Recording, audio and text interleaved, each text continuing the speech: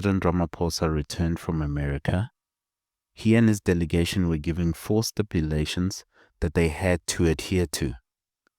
And it was the 4 same stipulations that were given to the Afrikaner delegation that they had to pass on to the South African government, share with the South African people, to reset the relationship between America and South Africa.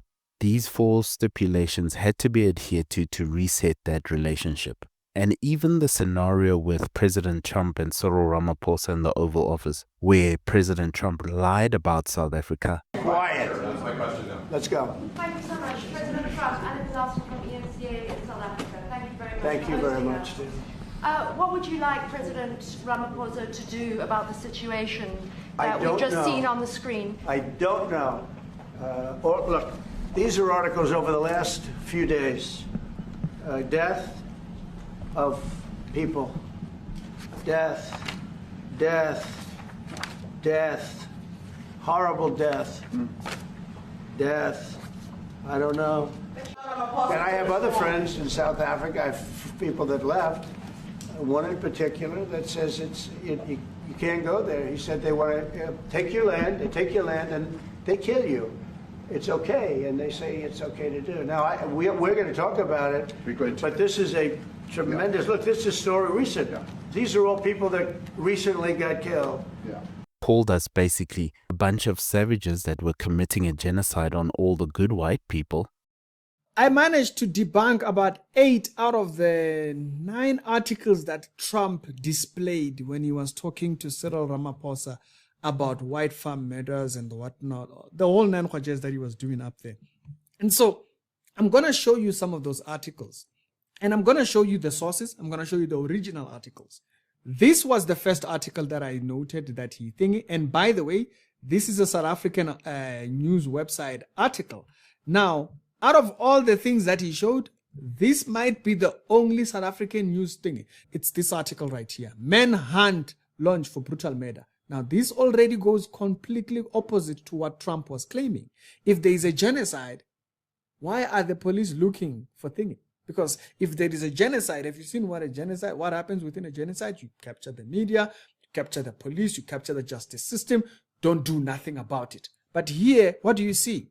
Manhunt for brutal murder. So the police are looking for these people. Even that lie was an attempt to reset the relationship and bring South Africa to the negotiation table to carry out a job for his allies, Israel, against Iran. Because remember, South Africa took Israel to the ICJ, to the International Court of Justice, calling them a country that was committing a genocide.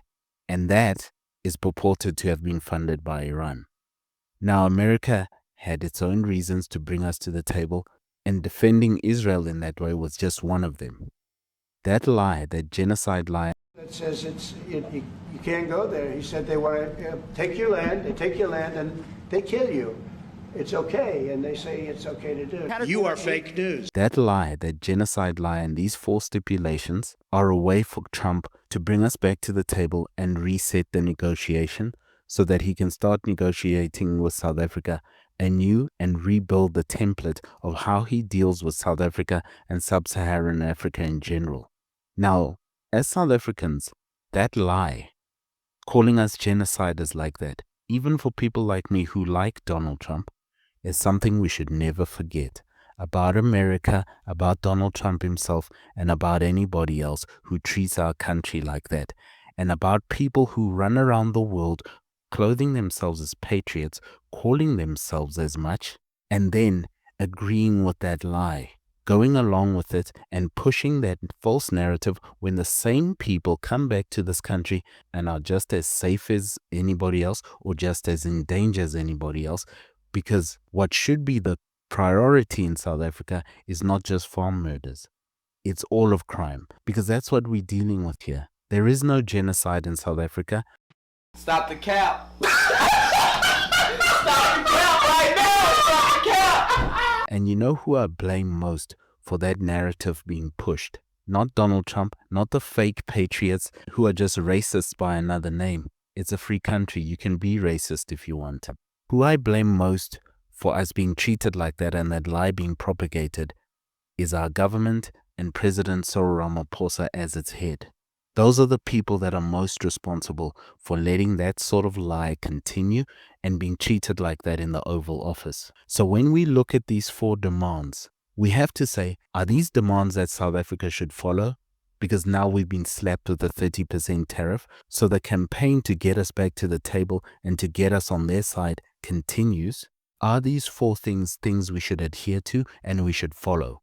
First, the farm murders, making that a priority crime. Of course we should. Farm murders should be a priority crime, and reinstituting something like the commando system that used to exist back in the bad old days is something we could use today even, because it works. Now remember, back in the bad old days, it wasn't just to combat crime. The commando system was basically there if anything were to go off with the swart gevaar. But it can definitely work for crime too. The second is that the land expropriation policy should be changed, and willing buyer and willing seller should be the way that it actually works. Now, of course, we can do that, and we should do that, because that was the policy all along. This new expropriation, this amendment or addition to the expropriation bill, is what is causing the problems. But the land claims are being slowed down by the government. The government is actually who's slowing down land expropriation in this country because of corruption. Just like they're the same people that is letting farm murders carry on because the police service is in a mess. Apparently our police service is owned by the drug cartel. We are literally a mafia state if that's true. And the third point that the Americans want us to deal with is that they want America to be exempt from dealing with BEE or transformation quota stipulations if American businesses come to this country. Do you see that double standard from the American side? But you can understand that they're only interested in their personal interest as a country, as we should be. And what is in our best interest? To listen to that or to not? The best thing for South Africa would be to scrap that policy for any country and any company that comes here, not just the Americans. No one should be subject to BEE and quota laws in this country. We should scrap BEE altogether. It doesn't work, it's a stupid system, and it's not going to help us build a country. You can't build a country by just giving people someone else's company. It's not going to work. That's not how you build organizational memory and build a people into the sort of people that can build their own things. Look at our president, a man who was given most of his things. Look at what a coward, spineless, jelly-backed, yellow stripe down his back lout he is. What a peeve and a disappointment and a shame to his own people and his country. Another person who calls himself a patriot and pours shame on that word and any good man who's ever had the pleasure of being called such. Subscribe to the channel. If you don't, I know you're the one that burnt down Parliament.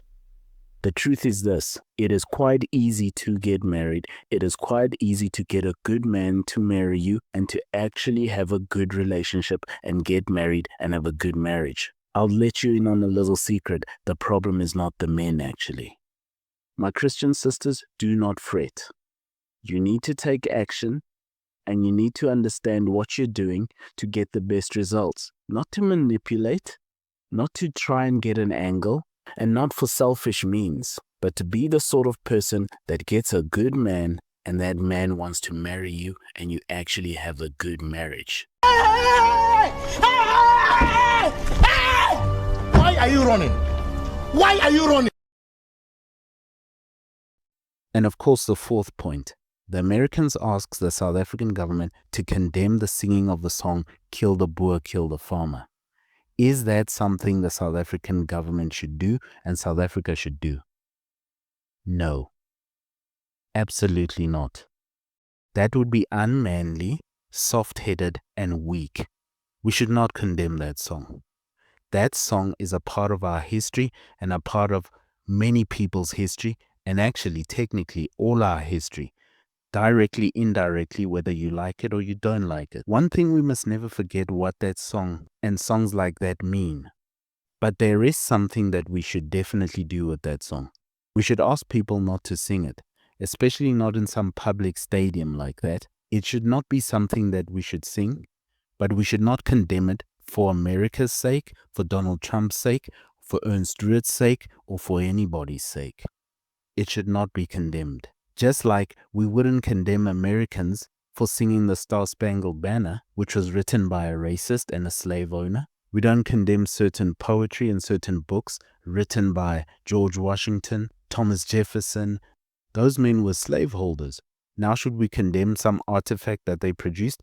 Because the song Kill the Boer, Kill the Farmer is a historical artifact, a cultural artifact, and a spiritual artifact for many people in this country. But we should definitely not sing it. It should not be condemned, as America is saying. We should not sing it because we remember what 1994 was about. What do you mean by that? 1994 was a peace treaty, and it would be good for everyone to remember that, whether white, black, colored, Indian, or otherwise. 1994 was not some come-together moment and kumbaya. It was a peace treaty, actually, where we said we will not go to war, we will put down our weapons, and we will sacrifice certain things. We will have a TRC, where if you come forward and tell all you've done, you can get amnesty. One group will take their orange flag and put it away and will get a new flag. And you people on the other side will stop singing those songs and find new songs to sing and sing them together. It was a peace treaty to try and build a nation. Thus, we will not condemn that song because that is the song of our history, of our fathers. It's a song that came out of a particular context that meant a particular thing that was quite meaningful and serious in its day. People want to say today that that thing is literal. Stop saying that. You know that's not true. No one takes that song literally because there are so few white people in South Africa. If you think about it statistically, if people took that song literally and wanted to wipe out white people in this country, it would take about 1 hour. And after that hour was complete and all of the white people were wiped out, most people in South Africa would not even know that it had happened. They would see it on the news or on Twitter. Stop kidding yourself. No one takes that song literally. No one is committing a genocide here. On August 30th, 2020, Glenn and Vida Rafferty, a progressive couple in the Normandine area, were murdered at their farm. They were killed along with their dog as intruders entered their home and ransacked their place and stole a number of items and goods before fleeing in Glenn's vehicle. The vehicle was found later abandoned, and 2 years later, subsequently, 3 people were arrested and charged with the murder as well as robbery with aggravating circumstances and sentenced respectively.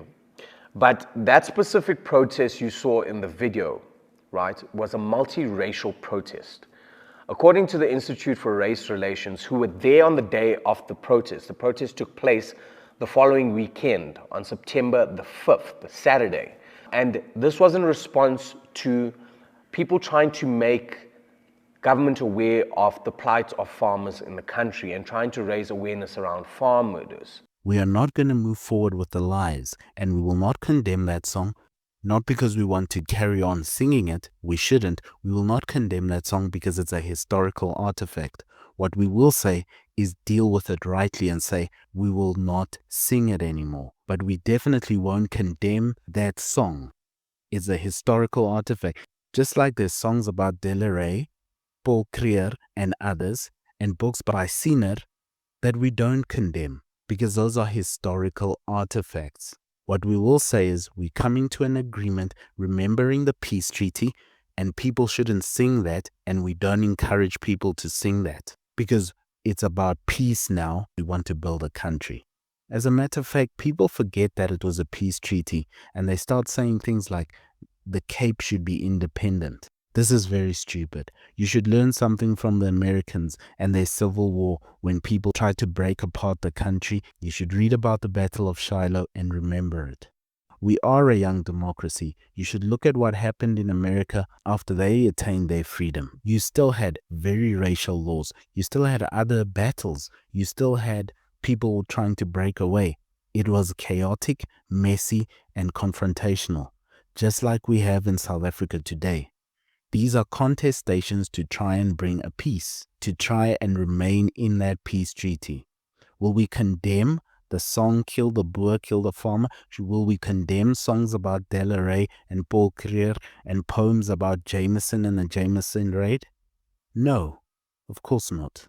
They are historical artifacts and they are things of our peoples, all of us, directly or indirectly. What we will say is don't sing that song anymore and stand by that and stand against people who do. We will say don't wave that flag anymore and stand by that and stand against people who do. Even though someone will always do it, as they always do with the flag or with the song, we keep on standing by that and agree. Because most people you'd find agree with that because they understand what those things mean. So when someone says, why do you condemn the old South African flag? It's just a piece of cloth. Don't be ridiculous. That's a dumb argument. Because I could just say about the song Kill the Boer, why are you getting so worked up? It's just a series of sounds that people are making melodically. Of course, that would be ridiculous. Just like with the flag. Because a flag is a symbol. A song is words that have meaning. Symbols mean things. Words mean things. Just like flags and colors and how they're arranged are symbols that mean things, that stand for certain ideas and ideals. That's why we made a peace treaty to put those things away. Can we deal with farm murders and bring back the commando system? Yes. Remembering this, crime actually should be the priority, not just farm murders. Crime in South Africa should be a priority, because if we're saying farm murders are going to be a priority, then what about the kidnapping of children? What about gender-based violence? What about all the men that are murdered, which is actually the highest number of people that are murdered? What about bank fraud? What about fraud? What about drugs? What about illegal immigration? What about crime syndicates, cable theft, state capture, tenderpreneurship? All these things could be priority crimes. So crime should be a priority, and one of the priorities should be farm murders. No one wants to see farmers murdered and terrorized in their homes. No one wants to see that. And most farmers who are murdered are actually black. No one will tell you that, will they? Donald Trump didn't bring that up because he was lying. Stop the cap. Should we change the expropriation? Yes. Go back to the old one, willing buyer, willing seller. Should we deal with BEE? Of course, throw it out. It doesn't work. It's a mess.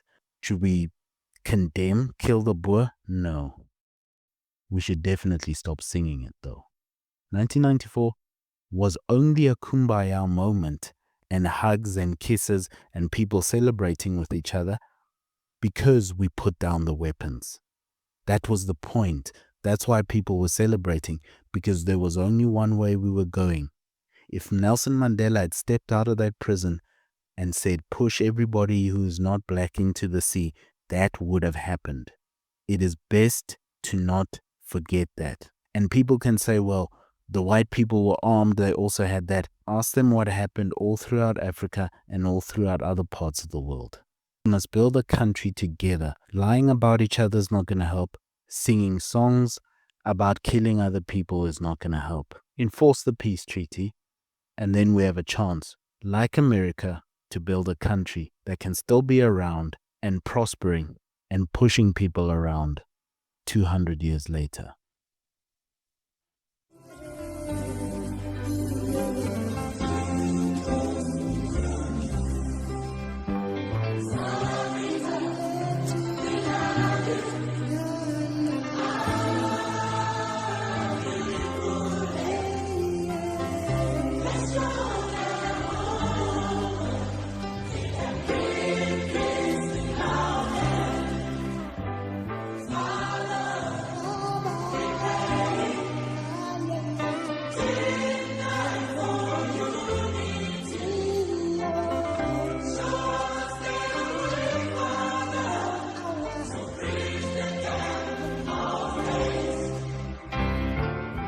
The truth is this, it is quite easy to get married. It is quite easy to get a good man to marry you and to actually have a good relationship and get married and have a good marriage. I'll let you in on a little secret. The problem is not the men, actually.